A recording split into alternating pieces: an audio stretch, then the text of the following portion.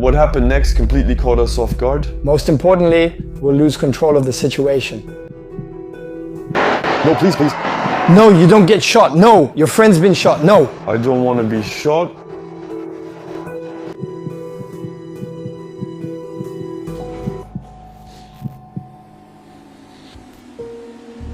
Hello everyone, it's Gabriel. Quarantine and I will share our terrible day at Jorbex in Ireland, one of the worst we've experienced.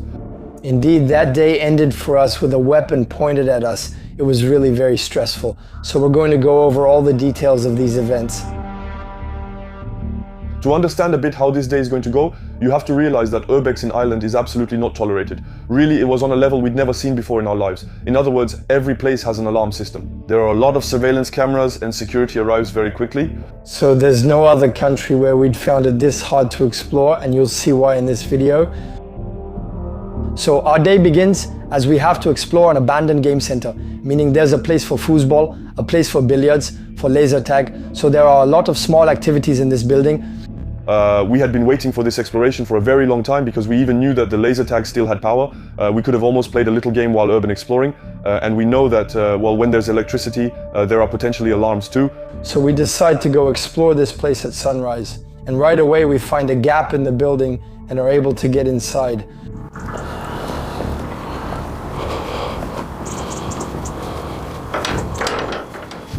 It's not over yet.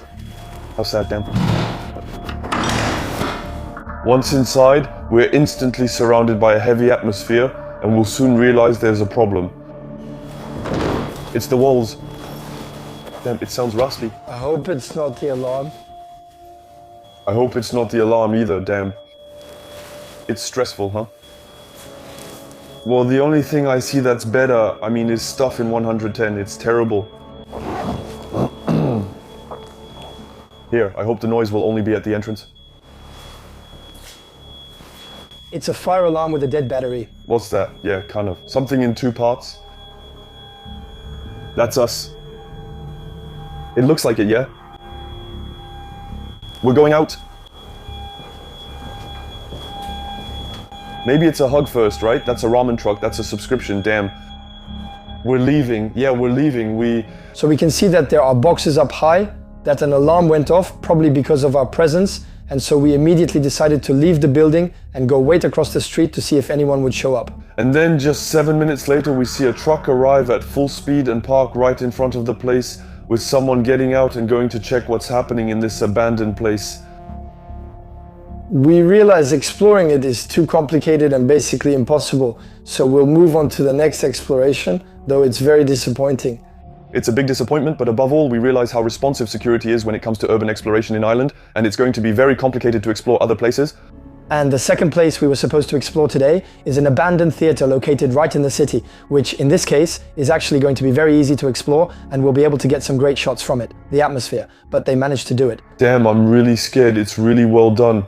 And now I'm thinking, damn, I'm scared. Oh man, I'm really scared. If something happened, like we'd get hit by the end of the building, it's already cold.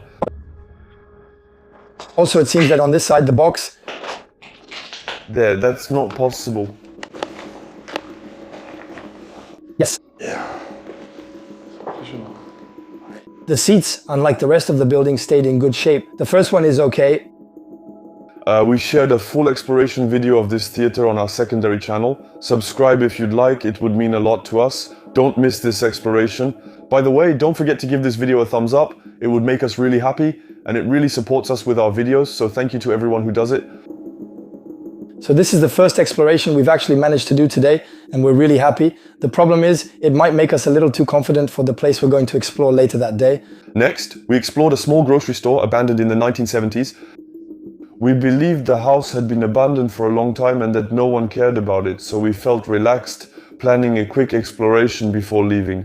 We parked right next to it. We saw an open door in front and went inside without thinking twice.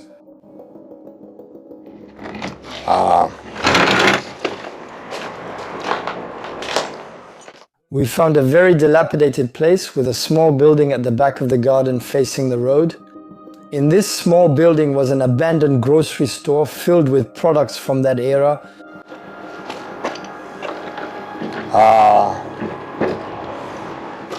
Okay. Okay, wow. There's a shelf that has fallen down. Whoa. But yeah, it's really filthy here. I love the atmosphere. The cash register and scale remain, and it's actually quite surprising to come across a place like this. Look, there are only canned goods here too. Yeah. Look, what's that? There must be some stuff before, like here. Yeah, 3, 4, and the smell again. It's terrible, huh? So we're in, as you can see, in a hardware store, I would say. Yeah. You do little things and... That's paint. Yeah, I think so. Apparently it's from the 70s. How many boots they must have had for sale on the floor? Today we're exploring a unique place, a convenience store abandoned for nearly 50 years.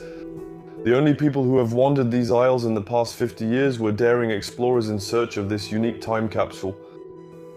On the walls you can see calendars from the 1960s that haven't moved since. The most impressive thing is the products rotting on the shelves, most of which don't even exist anymore today. It's hard to find information about this place, but it's easy to imagine that because of its remote location in the Irish countryside, the lack of customers forced the owner to close the shop. Yeah, the atmosphere is amazing and beautiful. We've got everything, like for DIY, for those kinds of little things. There's the side with the counter, yeah? It really is a bit of everything. And there, the scale. There might be some food you see in this thing here. Look there, he throws the thing in there. Did you see with the Miss Race star? Did you see the packaging? You can tell it's old, like, yeah. At that moment, we're really amazed. We don't really think about anything else anymore because we're really in a time capsule. That means there are only objects from the 60s. It's the first time we've found a place with so many things that belong to the past. But we still film because we're used to filming pretty much everything we do, also to protect ourselves and to show that we don't break or steal anything. We have newspapers here that must have articles still talking about the war or things like that. Maybe not though. Normally design-wise... The designer comes in, I find that incredible. Come on. Too bad I wasn't born there. There's jam here. Come on, just a little bit there. I'm curious to see what it smells like. Raspberry confit. By itself, it should be fine. It's basically sugar. Soufflé. Yeah. All the little things, all the jars. It's something that's happening. This thing is 30 years old. Yeah. Some even go faster than that. That's for sure. The Heinz cans, man, Heineken with a date on it. You're alone there, that one, the honey there, the Union. That means it's still edible. It could... do it. Eating honey? Before getting up. So that's an old recipe. It's fascinating, even that stuff up there. So the design? What fascinates me? It's the design. Yeah, old school design. It's wild, you know?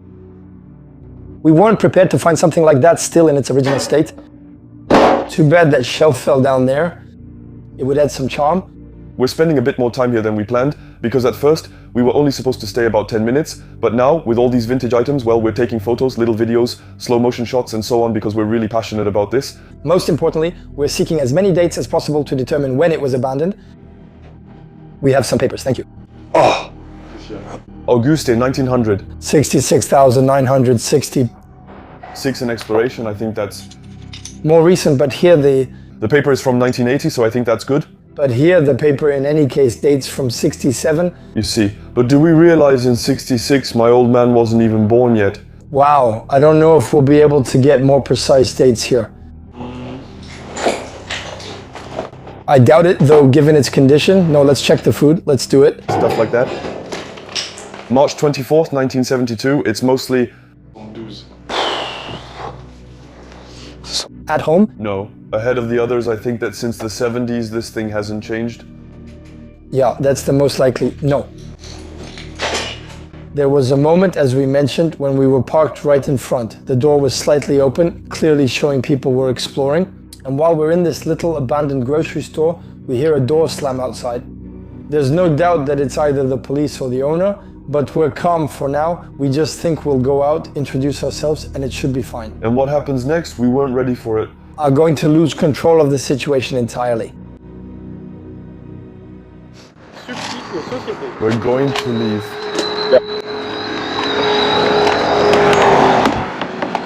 Yes, I'm actually surprised. Oh! Sorry, but we're just taking pictures. No. Oh, No, it's just that we were just taking pictures on my phone. I was just taking photos on my phone. No. In that moment, we feel something we've never experienced before. We are deeply shocked and scared because having a weapon pointed at you, I promise you it's really terrible and you feel something horrible in your body.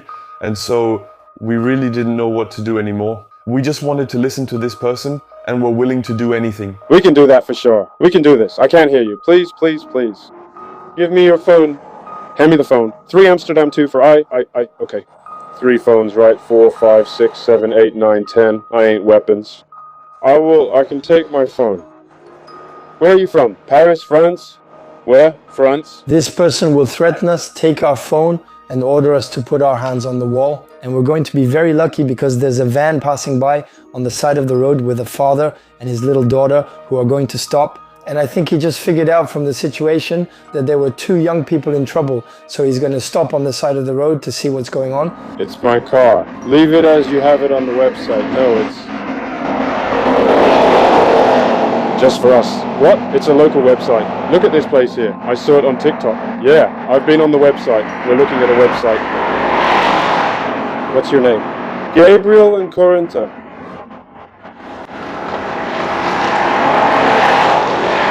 No, please, no, it's not, no, see. What you have to realize is that from the road, the scene he sees is an elderly person with a weapon pointed at 2 young people.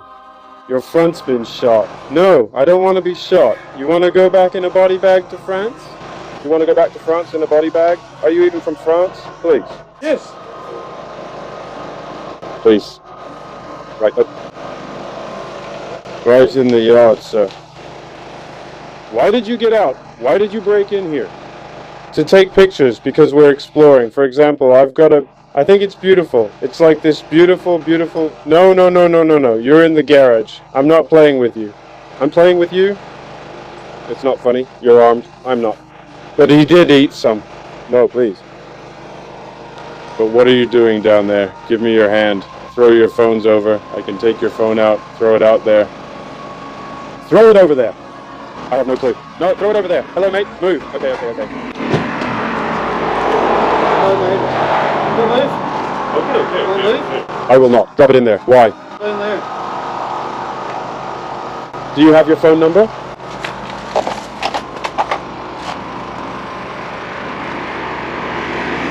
True. Not that I know. Hands on the wall, man. What? Hands against that wall. Put your hands against the wall. Put your hands against that wall. You put me against the wall? Hands up. Yeah. I will not move.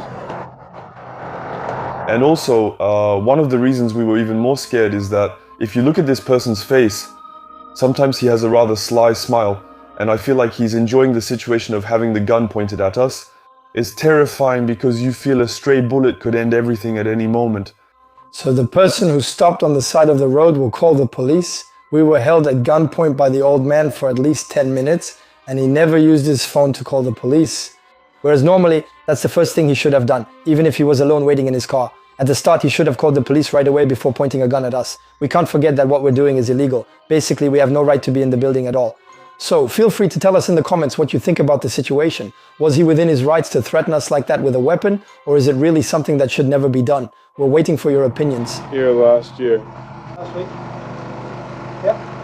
I came here, okay, I can show you my plane ticket if you want. Why did you come back today? It's my first time here. It's not the first time, it's the first time. I'll show you my plane ticket if you want. Yesterday I was in Belfast. You have to wait here till the police come. Yes, yeah, of course, move. Of course. Don't move. I will not move. I'm not a big fan of it. Really quickly. You ready for your sorry CRO? I don't know. We Are waiting. police. Minutes go by. We've had a gun pointed at us for over 15 minutes and the person hasn't lowered it once. What you need to understand is that the barrel was always pointed either at one of our faces or one of our chests every time. So it started to drag on, and I don't think we'd ever been so impatient for the police to arrive. You have to understand that whenever we made even a slight movement with our hands on the wall, he would aim his weapon at whoever moved. It was truly terrifying.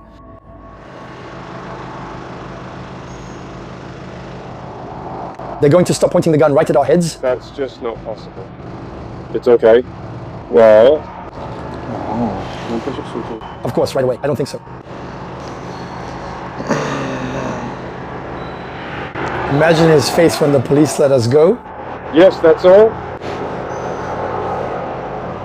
I'm really not very good at this. He doesn't like it when we speak French. Yes. What? We don't, huh? After 25 long minutes of waiting, we finally see a yellow car arrive. We think, okay, it's finally the police. As soon as the police arrive, barely out of the car, the person has already put away his weapon and hidden it in his car. So we think, yeah, I don't think he really had the right to point a weapon at us. We're somewhat relieved the police are here, though they probably won't be on our side. All right, let's go.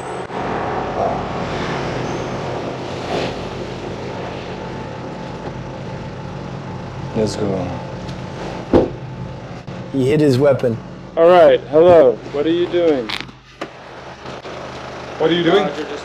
I was taking pictures inside the house. Sorry? I was taking pictures inside because of the abandoned car, and I thought it was beautiful. I was just supposed to take pictures. And when I came out, he was with his gun. Do you have any permission to be in there? No. No, I know c'est gêné. I wish you a happy new year. First of all, our priority when the police arrive is the GoPro, since it managed to record the whole scene. We absolutely don't want to lose the footage, and that's our priority. So then there's a first police officer who comes up to us and asks us to explain the situation a bit. What's going on? Why were they called? And what are we doing there? Where do you live in France? You live in France? Where are you staying today? Yes, in Belfast. Belfast. So, between Portrush and Belfast. What brings you here? Do you have your identification? That's right, it's my French. Are you still recording there? Are you still recording there? He'll ask if the GoPro is recording and to stop it if so. When he brings up the GoPro, it's a little scary, he might take it. So since it's the normal procedure, he also asks us for our IDs. I know mine was in the trunk, so I quickly go to get it. And while I'm at the trunk, Gabriel takes off his GoPro, says it's not recording, and throws it to me. I catch it and put it in the trunk. The police officer immediately says, "Hey, I want to see that." He quickly grabs the camera, which was already recording. That's it, we have another idea. Let him check the IDs.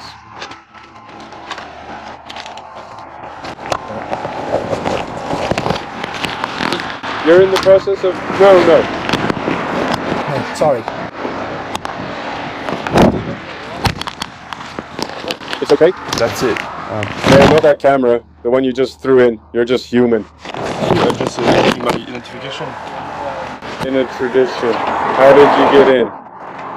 It was open. It was open. We didn't break anything. We can show you the footage. We'll find out if they broke it. Hello, sorry, that's...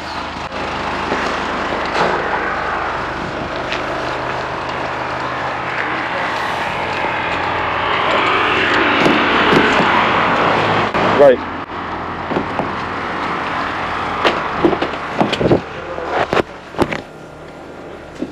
So the GoPro will end up in the police van, and they're going to come and have a long talk with us, and they're really going to give us a hard time. At that moment, we were alone with the police. The person they called and the one who pointed a weapon at us had both left. They start questioning us, and we quickly realize they're just trying to scare us as much as they can. And especially since from the beginning, the old man with the rifle was accusing us of something we hadn't done at all. He was accusing us of having already come there last week. So the police ask us that question again. They bring up a lot of topics and also accuse us of breaking the door. And that's when we're glad we filmed with the GoPro.